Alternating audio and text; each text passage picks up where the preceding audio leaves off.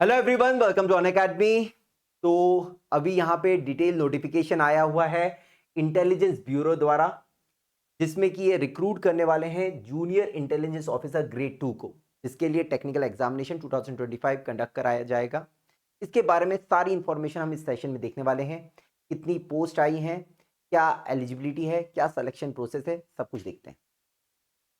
सबसे पहले अगर हम बात करें पोस्ट का नाम, अगर हम देखें जूनियर इंटेलिजेंस ऑफिसर ग्रेड 2, जिसमें कि पे स्केल है 25,500 टू 81,000 रुपीज। मगर यहाँ पे एक एडिशनल स्पेशल सिक्योरिटी अलाउंस आपको मिलेगा at the rate of 20% of the basic पे। अगर हम टोटल नंबर ऑफ पोस्ट की बात करें तो 394 है, जिसमें कि अनरिजर्व्ड है 157, ईडब्ल्यूएस है 32, ओबीसी है 117, एससी है 60, एसटी है 28। एलिजिबिलिटी की अगर हम बात करें तो डिप्लोमा इन इंजीनियरिंग मांगा गया है in the field of electronics और इलेक्ट्रॉनिक्स एंड टेलीकम्युनिकेशन और इलेक्ट्रॉनिक्स एंड कम्युनिकेशन और इलेक्ट्रिकल एंड इलेक्ट्रॉनिक्स और इंफॉर्मेशन टेक्नोलॉजी और कंप्यूटर साइंस और कंप्यूटर इंजीनियरिंग और कंप्यूटर एप्लीकेशन। वहीं अगर हम बात करें, सेकंड पॉइंट दिया हुआ है, इसके अलावा वो स्टूडेंट भी अप्लाई कर सकते हैं जो बैचलर्स डिग्री इन साइंस है विथ इलेक्ट्रॉनिक्स और कंप्यूटर इंजीनियरिंग और फिजिक्स और मैथमेटिक्स। इसके अलावा वो स्टूडेंट भी अप्लाई कर सकते हैं जो bachelors degree in computer application है। तो ये एलिजिबिलिटी क्राइटेरिया यहाँ पे दिया गया है। एज लिमिट की बात की जाए तो 18 टू 27 ईयर्स है। बाकी जैसा हमारा गवर्नमेंट का जो नॉर्म्स होता है उसी हिसाब से एज रिलैक्सेशन दी गई है डिफरेंट कैटेगरीज।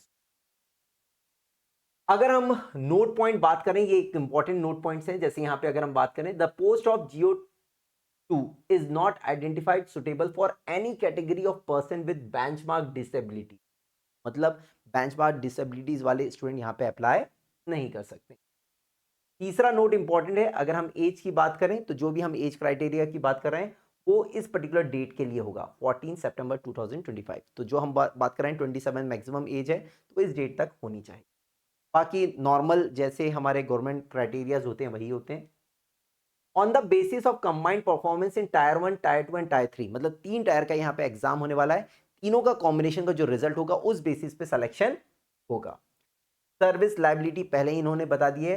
वैसे हर पर्टिकुलर गवर्नमेंट और पीएसयू ऑर्गेनाइजेशन में ये पर्टिकुलर कंडीशन होती है कि आपका पूरे इंडिया में कहीं पे भी ट्रांसफर हो सकता है और आपकी पोस्टिंग कहीं पे भी हो सकती है। स्कीम ऑफ एग्जामिनेशन की अगर हम बात करें, tier 1, tier 2 and tier 3।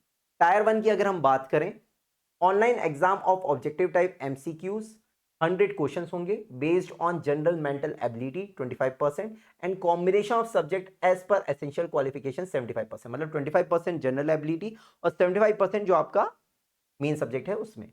Negative marking of 1/4 marks for each wrong answer, मतलब 0.25 की नेगेटिव मार्किंग आपकी रहेगी। टोटल 100 मार्क्स का होगा, ड्यूरेशन होगा 2 आवर्स का। टायर 2 में स्किल टेस्ट होगा, ठीक है, जिसमें बोला गया it would be practical based and technical in nature, ठीक है, हो सकता है, जो कि आपका 30 मार्क्स का होगा। अगर हम टायर 3 की बात करें तो इंटरव्यू और पर्सनैलिटी टेस्ट होगा जो कि 20 मार्क्स का होगा। तो ये 3 टायर्स के आपको यहाँ पे दिख रहा है, ये एग्जाम कंडक्ट किया जाए। सिटी ऑफ एग्जामिनेशन की अगर हम बात करें तो यहाँ पे सिटी ऑफ एग्जामिनेशन पूरे दिए हुए हैं, पूरी लिस्ट आपको यहाँ पे दिख रही होगी, ठीक है, जिसमें कि आपको 5 सिटीज को चूज करना है, जिसमें वो किसी एक सिटी को आपको अलॉट करेंगे। मगर जरूरी नहीं है कि जितनी पूरी लिस्ट दी हुई है इसमें सारे आगे भी रहे, हो सकता है वो कैंसिल भी कर सकते हैं। और आपने जिसको प्रायोरिटी भरी है जरूरी नहीं कि वो ही आपको मिले, कोई भी आपको मिल सकता है, मगर 5 प्रायोरिटी पे आप अपने दे सकते हैं सिटीज जहां पे आप एग्जामिनेशन के लिए जाना चाहते हैं। ठीक है, देखो यहाँ पे लिखा भी है, the applicant should carefully decide about his or her choice of the city. Examination city once opted, और एक बार आपने ऑप्ट कर लिया तो वो चेंज नहीं हो सकता है। Tier 1 exam may be conducted in one or more shift at one or more examination centres where the candidates are large in numbers. तो ऐसा हो सकता है कि मल्टीपल शिफ्ट में भी हो सकता है और सेंटर्स भी मल्टीपल हो सकते हैं। The date, time and centre of the tier 2 and tier 3 would be intimated to the successful candidate through email. एक बार टायर 1 में अगर आप सेलेक्ट हो जाए, टायर 2 और 3 के लिए आपको इंटीमेशन ईमेल के द्वारा दिया जाएगा। तो ईमेल आईडी बहुत इंपॉर्टेंट है, थोड़ा इसे ध्यान से दीजिएगा। Tier 2 exam and tier 3 exam may or may not be conducted at all city centres mentioned in para 4। जो हमने इतने सारे देखे, लिस्ट देखी सिटीज की, तो जरूरी नहीं है कि वहां पे ये टायर 2 और टायर 3 हो या सब में ना हो, कुछ में हो सकता है, तो उसके बारे में आपको इंटीमेशन दे दिया जाएगा। सिलेक्शन ऑफ कैंडिडेट की बात की जाए तो मैंने बता दिया, जैसे टायर 1 एग्जाम में 0.25 मार्क्स का आपका नेगेटिव मार्किंग होगी, ठीक है। और जो पेपर 1 है आउट ऑफ 100, उसमें एक मिनिमम मार्क्स इन्होंने रखे हैं कि मिनिमम क्वालिफाइंग मार्क्स अनरिजर्व के लिए 35, ओबीसी के लिए 34, एससी एसटी के लिए 33, ईडब्ल्यूएस के लिए 35 है, ठीक है। आउट ऑफ 100 मार्क्स मिनिमम है, मगर कट ऑफ तो ऊपर भी जा सकता है। On the basis of their performance and normalization of marks in Tier 1 exam, the candidate would be shortlisted for skill test and personally interview. जिसमें कि जो भी बुलाया जाएगा स्टूडेंट को, वो 5 टाइम्स बुलाया जाएगा। अगर एक पोस्ट है तो 5, 10 पोस्ट है तो 50, इस तरीके से बुलाया जाएगा। However, the cutoff of the Tier 1 exam is different categories may be so high depending upon the marks. वही मैंने बताया कि ये मिनिमम मार्क्स है, इसके ऊपर तो आपको लाना ही है और इसके ऊपर भी कट ऑफ जा सकता है। On the basis of combined performance in tyre 1, tier 2 and tier 3, तो ऐसा नहीं है कि सिर्फ टायर 1 में आप क्वालिफाई कर गए तो टायर 2 के ही मार्क्स के बेसिस पर आपका सिलेक्शन होगा। Tyre 1 plus tyre 2 plus tyre 3 तीनों के सम के मार्क्स पे ही आपका सिलेक्शन होगा। The final selection to the post would be further subject to successful completion of character and incident verification, और फाइनली मेडिकल आपका भी होगा, उसके बाद फाइनल सिलेक्शन यहाँ पे किया जाएगा, तो वो भी एक इंपॉर्टेंट है। Instruction for submission of online application, important dates की अगर हम बात करें तो इसकी जो ऑनलाइन एप्लीकेशन स्टार्ट हो जाएगा 23 अगस्त से, और closing of date of submission of application है 14 सितंबर। थोड़ा ध्यान रखिएगा, 14 सितंबर रात को 12 बजे से पहले पहले आपको करना है।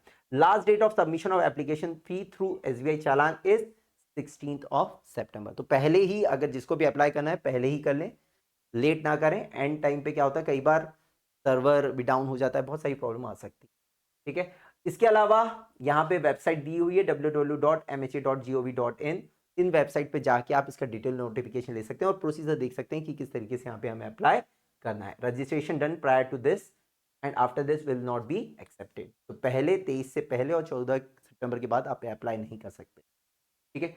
इसके अलावा एग्जामिनेशन फीस के बारे में अगर हम बात करें तो यहाँ पे जो एग्जामिनेशन फीस है वो है सभी कैंडिडेट्स के लिए 550 रुपीज तो रहेगी, but male candidates of UR, EWS and OBC category के लिए 550 प्लस 100, मतलब सबके लिए 550 तो है ही, मगर जो मेल कैंडिडेट्स होंगे यूआर उनके लिए 650 होगी, ये समझ सकते हैं। बाकी सबके लिए 550 है, यही चीज यहाँ पे लिखी हुई है, ठीक है। तो इस टाइप के जो भी नोटिफिकेशन होते हैं या अपकमिंग जो भी एग्जाम्स आने वाले हैं उनके बारे में अगर आपको इन्फॉर्मेशन चाहिए तो आप हमारे टेलीग्राम ग्रुप से ज्वाइन कर सकते हैं, Mayank sir GATE faculty Unacademy,